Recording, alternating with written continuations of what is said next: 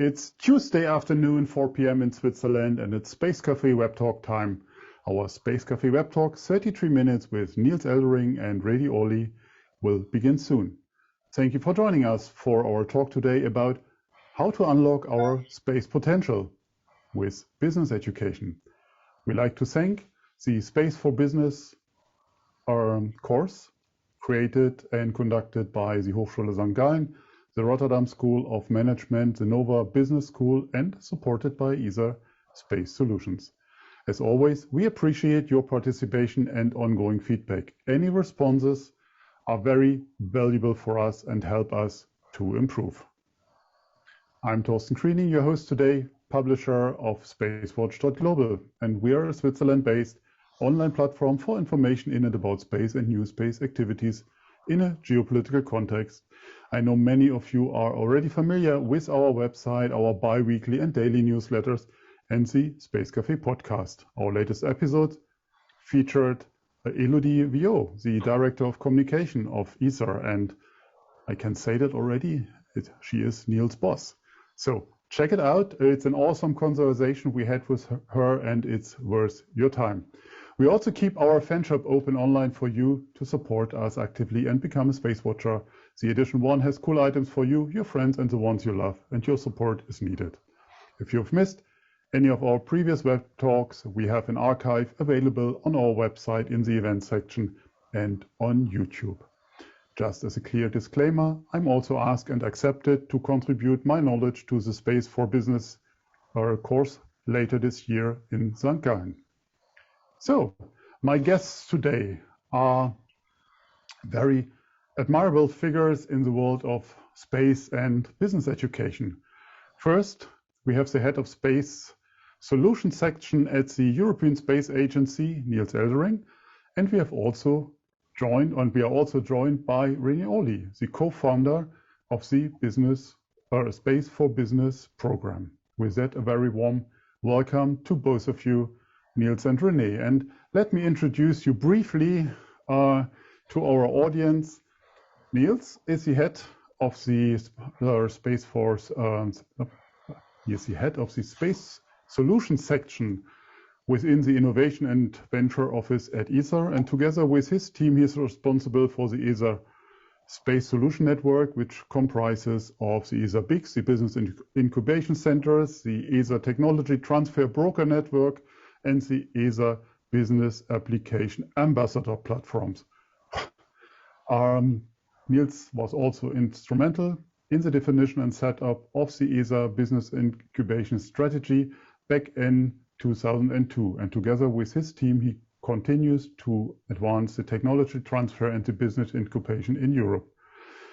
The primary aim of the ESA BICs for all of you is to provide our support to entrepreneurs who wishes to exploit space-based solutions into non-space markets. And we will talk about it a little bit later as well. And Niels is living in the Netherlands with his family and working at Aztec in Noordwijk. And I'm quite sure I mispronounced it. I hope we will hear it later from those of you in the right pronunciation. Then René Olie is an associate professor of strategic management at the Rotterdam School of Management at the Erasmus University. And as mentioned before, he is one of the co-founders of the program we will talk about. René is an academic director of the International Management Program and represent the Rotterdam School of Management in the leading international alliances of management schools. In this context, he has worked closely together with the European Space Agency to connect business students with space entrepreneurs and the space industry. He is an MSc in social psychology. I don't try to... That's a long time ago, Torsten. But you also have a PhD in the international business as we heard it earlier, from the Maastricht University, where he also worked as an associate professor before joining the Rotterdam School of Management, also a few decades ago, as we can say. So congrats to the anniversary, as I can see it here right now. With that again, warm welcome, and I'm closing the introduction because we want to have a conversation about this wonderful topic of space education, which is absolutely very close to our heart at SpaceWatch.Global. So Niels, let me start with you. Can you please set the scene for us first? So we experience a changing landscape in general in the space industry, in particular, but also with the changing space ecosystem. How would you describe the interface between space and businesses today? And why is there a need for a new kind of education? Yes, thank you very much, Torsten, and thank you for being a guest at your show. By the way, you pronounced the Dutch perfectly, so excellent. Anyway, yes, to answer your question, maybe also harkening a little bit back. I think in Europe, space has always been about business, but maybe more in an industrial policy matter. Actually, when we think about our colleagues in the United States, where Kennedy said we go to the moon, and the other things, not because it's easy, but because it's hard. I think in Europe, we interpreted that very much also in terms of creating a business around space, creating an industry, right, around space. But maybe what has changed in the past decade or so, I would say, is that it's no longer restricted to hardcore space business that you are involved in space. No, space is more and more integrated in the superstructure of modern society. So it means that now all sorts of markets who are not traditionally coming from space are actually considering space to become a commodity also for them. And yeah, that begs the question, of course, that how do these other industries engage with space in a business way? Because they too, just like the space industry, the space policy emerged, they too see space as for them a way to be disruptive, to innovate, to come up with new business services. So yes, I think now the time is that people outside of the space domain consider space also a benefit to them. And so for that, I believe a business education is very well placed at this time today. Okay. René, over to you. So in the context Niels just described, what is the role of the top-level business schools? One of them you represent. So, and further on, if you can give us the context, what motivates the three of European top business school to launch an international space program for business? So is it just, hey, we had enough time, everything else was taken, let's do something with space? Well, it's an opportunity, obviously, right? But thanks for having me, and also on behalf of my colleagues from the other schools, because I'm representing three different schools here, which is Nova from Portugal, a great business school in Lisbon, but now also on the coast, and St. Gallen from Switzerland, and as you mentioned, Rotterdam School of Management, one of the best business schools around in Europe as well as the world. So it's a relevant question. So, and I can tell you that no other business school is actually venturing in this world. But and that's why it makes it exciting and interesting. When I think already for years, my program, which you briefly mentioned, International Management and SAMS, is already collaborating with ESA. And we noticed that bringing business students close to the space industry is very helpful, and it gives them access to a great high-tech industry, which is sort of hidden for most students. But the other way around is like, okay, bringing engineers from the space industry and space professionals close to business, that's maybe also a challenge. We learning from ESA, working with smaller companies and many companies which are aligned with ESA, we found that there's a lot of knowledge out there, but they sometimes lack business knowledge, right? And many of the entrepreneurs and space professionals have a strong grounding in more engineering and technological kind of backgrounds, educational backgrounds. So that's why the idea came up to develop something like a program, which is bringing those two different fields together. And yeah, it's interesting if you then look at the market to find that basically there's no business education around, not in Europe or not outside Europe. And that's even more interesting if you realize that the expected growth rates for this industry are enormous. Morgan Stanley, for example, estimated in a recent report that the industry will grow from $350 billion up to $1 trillion.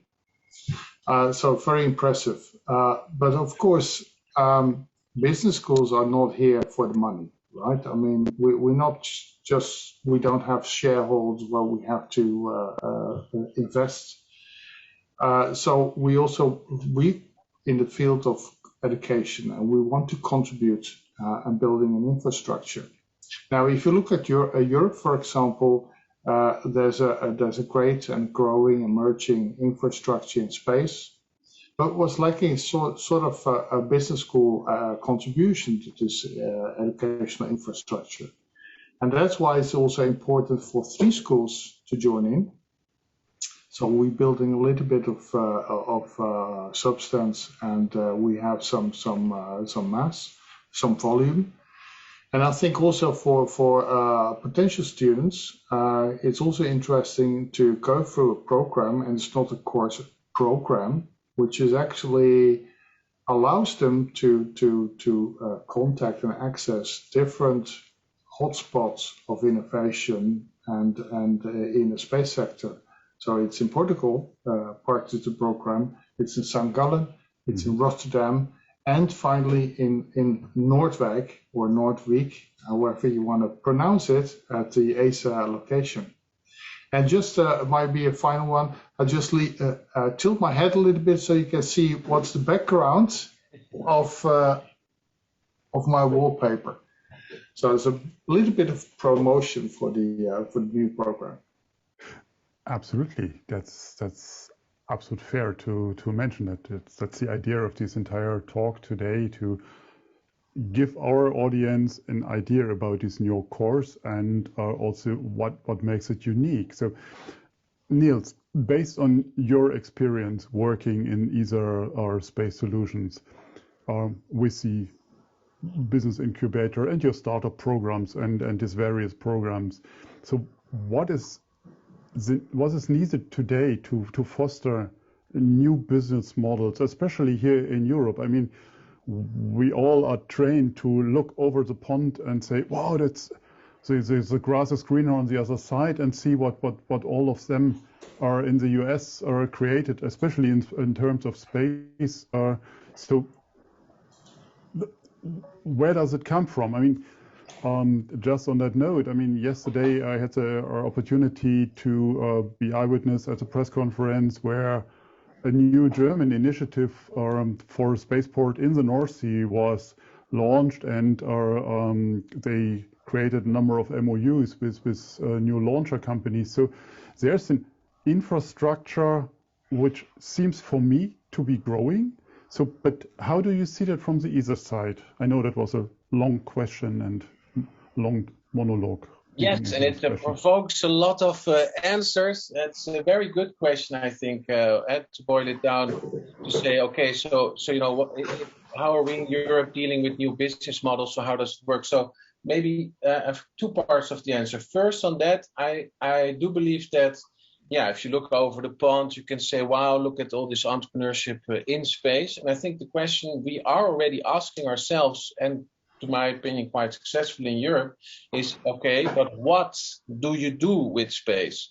And I'll give you an example of a startup company to show you a little bit what is the outcome of that. Because what René said is a very important point, that you have this a little bit of AC/DC. You have the engineering world and you have the business world. And the interesting thing is when you put those two worlds together, that's what we've already done with the International Management Program, SAMS, for almost 2 decades now, is that when you put engineering and business students, or an engineer and a business student together, you see that there's this exchange. You see that suddenly the engineer starts to get more empathy for the fact that, yeah, at the end of the day, you have to also make money, otherwise the whole business will not exist, and you will not have an engineering job at the end of the day.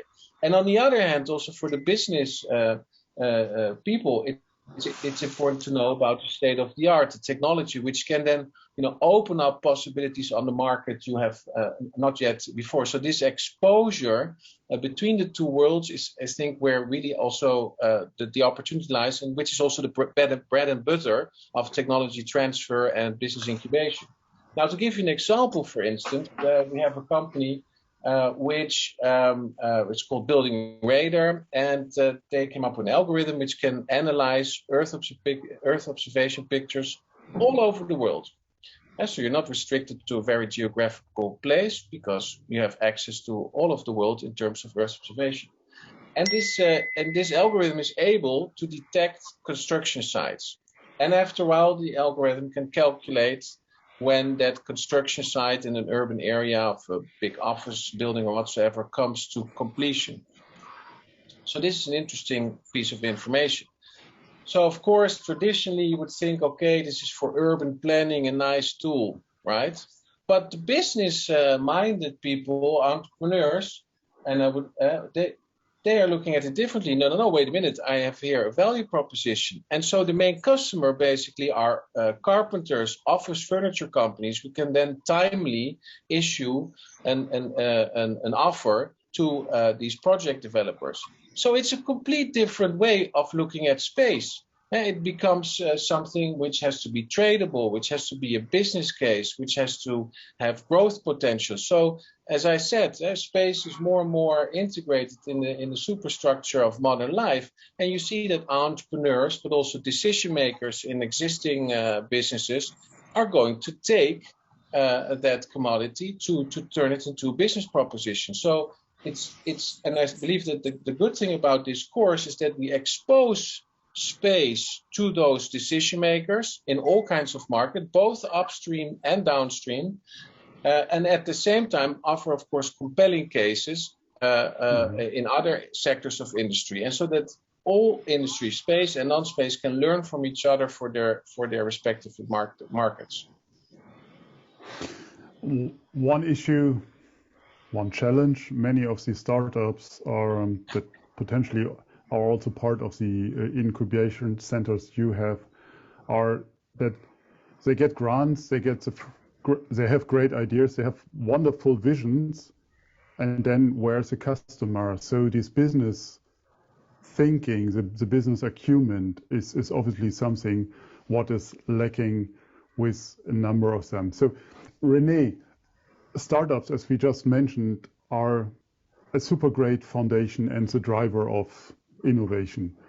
Young entrepreneurs are, in my opinion, our future, and sure, they are keen to learn and to study further.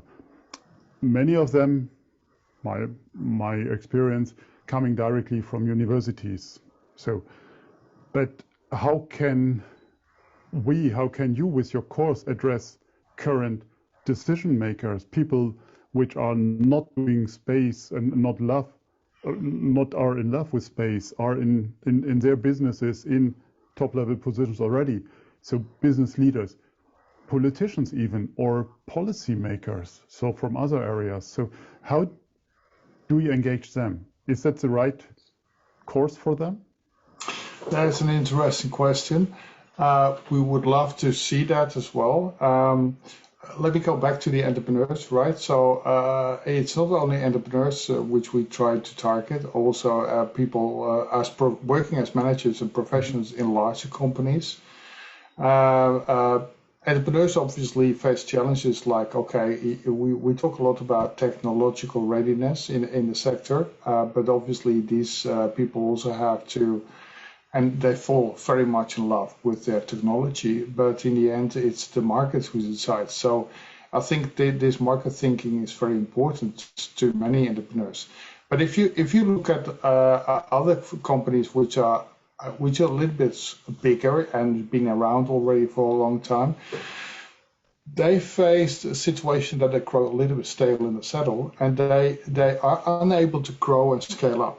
Many firms, something reach maybe a size of 50 employees, right? And despite the fact that they want to grow, they don't manage. I think that's helpful for these kind of companies to go through such a program and sit together with like-minded people and learn from peers, but also from business specialists, and we see ourselves as experts, obviously, in innovation, entrepreneurship, and management, to implement new ideas in your own company. So the program is also it's not listening and lecturing and learning.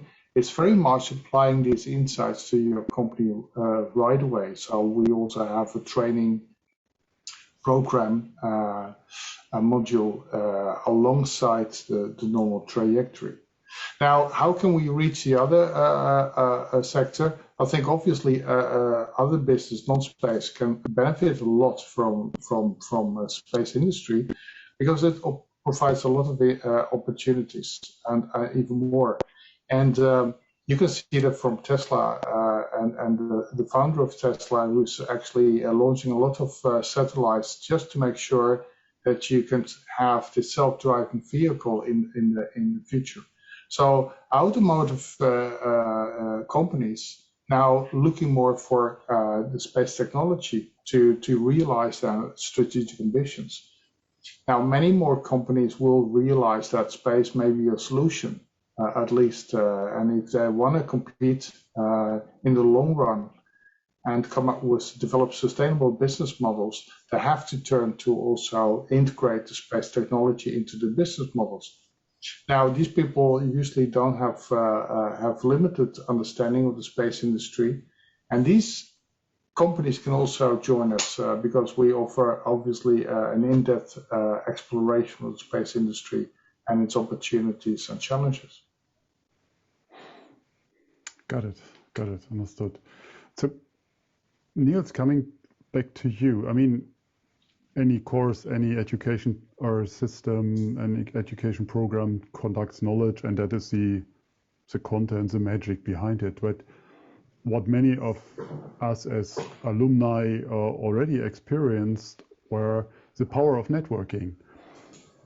Can you explain what people can expect from these networks or that they are exposed to?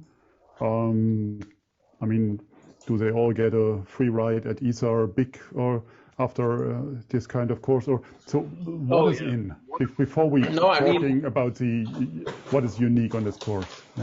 Yeah, no, absolutely. I mean, I see the course as also one of the answers we as ESA Space Solutions provide. Are you an entrepreneur? We have a business incubation program for you. Are you looking for a solution from space? We can connect you to the right industrial partner. And indeed, you want to learn more about how to either use space in your non-space purpose or actually become more entrepreneurial in the space sector, we can also offer you a route to that. As we say in the incubation business, the business incubation business, basically the startup company you help today could be the supplier or customer, the investor or coach of the company you help tomorrow. And that's, of course, the community. And that also applies, of course, in a training course where people come together, they have an assignment, they have to work on their also on their own case, right? And through that, you create relationships and you create a network.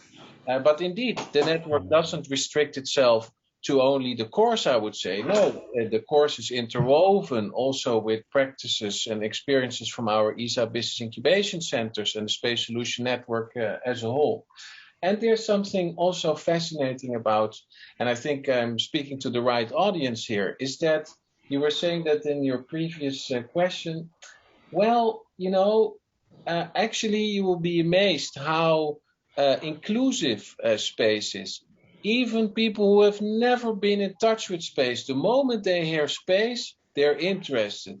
You have their attention. They're mesmerized. They love the idea of pioneering space. It really touches a very deep emotion, I think, in human beings in general.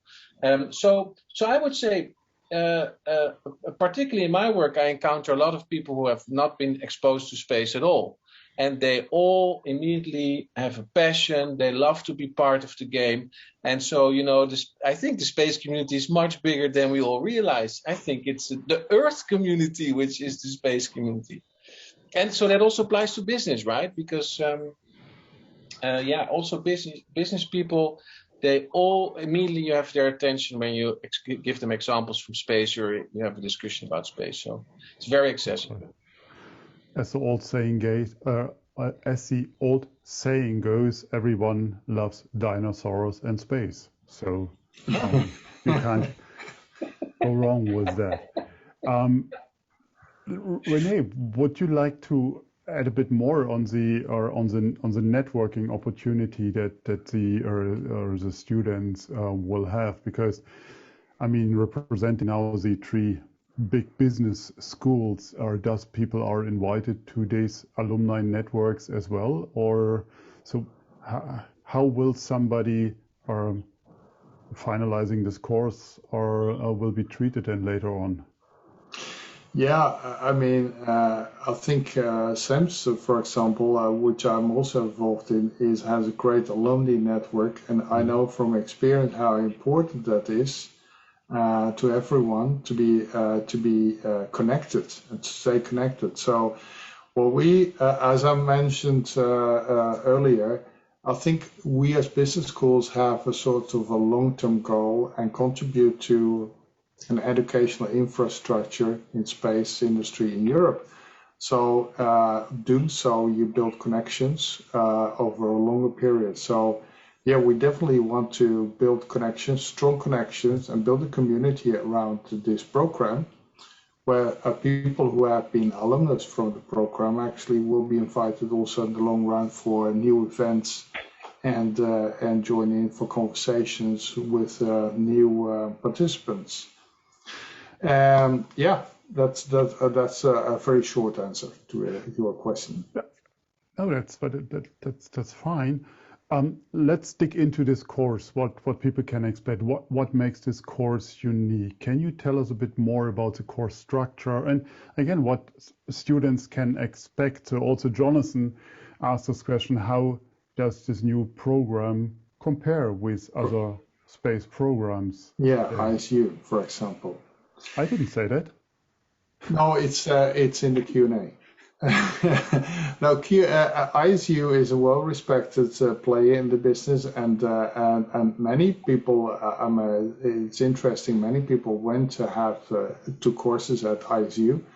ISU is very, I think, different from our schools. I mean, it doesn't really focus and emphasize the business perspective, right? So what we try to do is help you grow your business, right?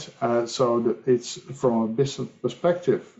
First, it starts like, okay, exploring and understanding the environment in which you as a company operate. It's also about your entrepreneurial capabilities in your firm, not even as a small firm, but also as a bigger firm. And the first one and the third one is about how to capitalize on your innovation and grow your business. So really scaling up, as I say nowadays. So and that's done from a business perspective. And ISU is very much more from technological, economic perspectives. Sort of what we call outside in, and for us it's just looking at the company itself and the managers and the people behind it. Yeah, maybe René, just to also chime in here. But I come back to my earlier point also. What I think also as ESA I find important and fascinating is that this is a course born by developed by the business school community. So not the classical community around space, but it's coming from the business schools. That is who bring the course forth, and that is what we need. We need, of course, the movement from the space world to other markets and society, but we also need those other markets and society to pull at the space world. So I think both have a very valid reason to exist in the spectrum of education. Yeah.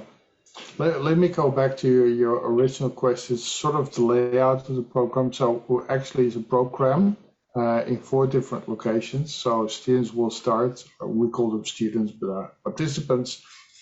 They will start the first module in St. Gallen. Then there's an online module, which is every week, sort of every 2 weeks. Then we have a module in late February in Nova, St. Gallen, or Nova in Lisbon. And then a few months later, we have the final module in Rotterdam, and afterwards in ESA Noordwijk. And in between, students work on their project, right, which is connected to their own company. And if they want a different project, we can help them with a real-life project, a real-life challenge of growing a company. So that's sort of in a nutshell what the program is. Is it full-time? And what's interesting about each model is obviously you're connected to the local space culture. So we bring in and we have visits to companies in Switzerland and Portugal, which have a very lively startup culture, Rotterdam and Noordwijk. And Noordwijk is obviously learning more about the space ecosystem of ESA. And is that a full-time course, or can people do that part-time? So no, it's part-time. It's the modules last between 3 and 4 days, or sometimes 5 days. So you find the information and the details and the dates on the website. I put the website identification in the chat, so you can find it there. And if people have more questions, please reach out. We're more than happy to answer your questions. Absolutely. So then let's look at a few of the questions we got. Mark, I'm not sure that your question is right placed here. He is asking, and correct me, René or Niels, if I'm mistaken, Mark asked, why was it not possible to build a legal framework for privatizing activities by state or space laws? I'm not sure if you're targeting this kind of question in the course, but as a spoiler alert, Mark, I will talk with Jean-Jacques Tortora on the 21st of September, and we'll talk about space law and space policy in more detail to capture that. Anyone want to chime in here? Well, I think on the space policy, there will be some context, of course, to give a bit of, like you do in macroeconomics, to show a little bit what is the playing field in the space industry, but also in the spin-off world, so to say. And law, René is probably better equipped to answer that question, but it's really focused, as far as business administration is the core, basically. So you will have those fundamentals, but it's not an in-depth space law course, of course. No, it's obviously the legal environment is also a relevant environment in the space sector. So people need to know what's this legal environment about, and I think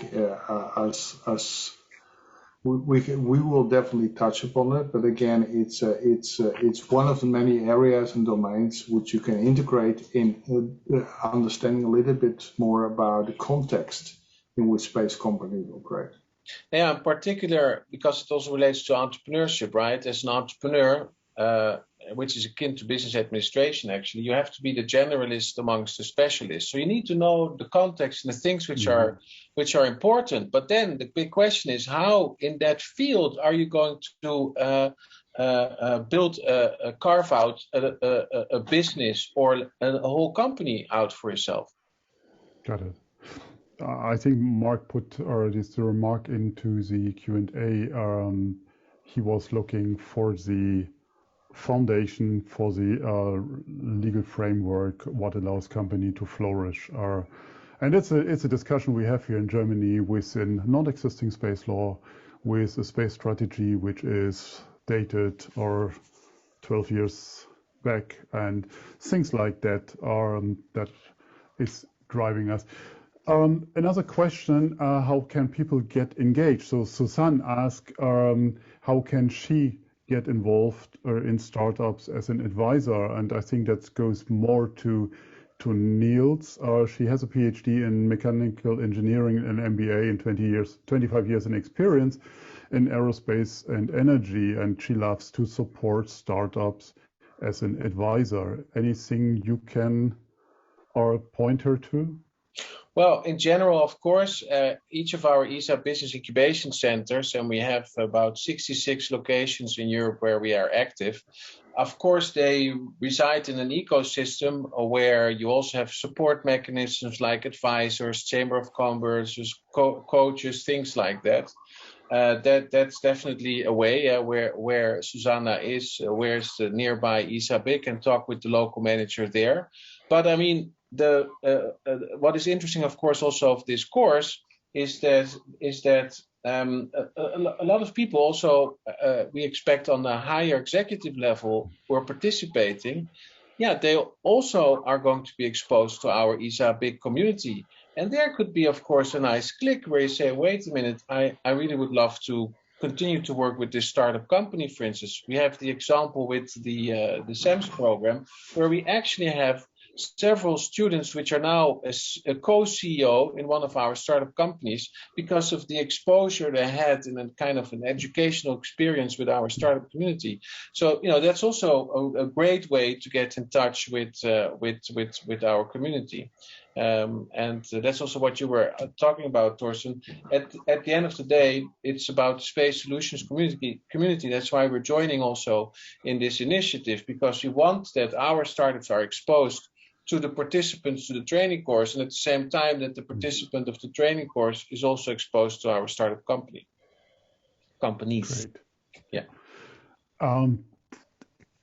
Anything else you would like to add? So is there any restriction who can attend? Is it for Europeans only? Or are there any programs how to engage more women in aerospace or in the courses? Or maybe you tell me your business schools are 50-50 or already. So a number we're not seeing in the space industry. Any thoughts on that? No, we love to have sort of a gender balance. And as you already mentioned, the business schools, it's sort of 50-50. So we're quite used to a large number of women. And I think entrepreneurship is for everyone, right? I mean, regarding Europeans and non-Europeans, I mean, obviously we European business schools, but it doesn't say it's only about European space, right? I mean, space is global, it's international, and but by building a global alliance in Europe, you get a flavor of the space industry in Europe. But definitely, if you want to come over, because that's maybe something important to understand, we have physical meetings, right? So it's not a virtual program. I mean, we expect you to come over to Portugal. We expect you to come over to Switzerland. We expect you to come over to Rotterdam and physically sit together with professors and also with your fellow participants. So if you want to join us from us at Europe, you're more than welcome. But you have to keep in mind that it requires a little bit of traveling. Okay. Yeah, and I can really only support that. At the end of the day, And what we want to showcase to the world that Europe has space solutions for global challenges. So yeah, of course, at the end of the day, we are open up to the world. Absolutely. Great. Thank you very much. It was a great talk, but our 33 minutes are over already. I'm afraid we have to come to an end. So even so, I would like to continue this inspiring talk with you. But be assured, we will continue following space education in our future Space Café web talks and, of course, in our magazine. So, and before we finish today, dear community, dear listeners, don't miss tomorrow. No, tomorrow not. On Thursday, the next Space Bar by our friends of Astro Agency at 8 p.m. CEST. It's 7 p.m. BST. And on Friday morning, we have the next Space Café Australia by Annie Handmer and her wonderful space medicine guest, Vienna Tran. So it's 10 a.m. Here in Europe. It's late afternoon in Australia, but it's absolute worth to join in. So on the 14th, next Tuesday, I have the pleasure to speak with Lukasz Wilczynski from the European Rover Challenge about the ongoing Rover Challenge in Poland. A week later, as mentioned earlier, I will have the pleasure to talk with Jean-Jacques Tortora, the Executive Director of the European Space Policy Institute in Vienna. And on the 23rd, on Thursday, we have our next Space Café Law Breakfast with Stephen Freeland.